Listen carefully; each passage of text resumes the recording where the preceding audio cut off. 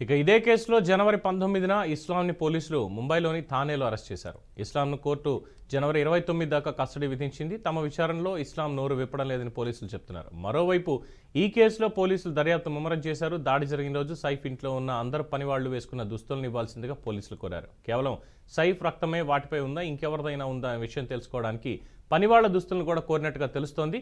ఇస్లాంకు SIM card అందించిన జహంగీర్ షేక్ అనే వ్యక్తి కోసం ముంబై పోలీసులు ఆదివారం కోల్కతా వెళ్లారు.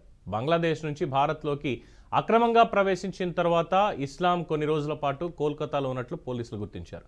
జనవరి 16వ తేదీన రాత్రి 2 గంటలకి సైఫ్ అలీ ఖాన్ ముంబై బాంద్రాలోని అతడి ఇంట్లోనే దుండగుడు దాడి చేశాడు. ఈ దాడిలో సైఫ్కు మొత్తం 6 కత్తిపోటు గాయాలయ్యాయి. ఈ గాయాలకి చికిత్స తీసుకున్న సైఫ్ ఇప్పటికే ఆసుపత్రి నుంచి డిశ్చార్జ్ అయ్యారు. తనపై దాడికి ముందు పని మనిషిపై దాడి చేసిన దుండగుడు తనను ₹1 కోటి ఇవ్వాల్సిందిగా డిమాండ్ చేసినట్టు సైఫ్ ఇప్పటికే పోలీసులకు స్టేట్మెంట్ ఇచ్చారు.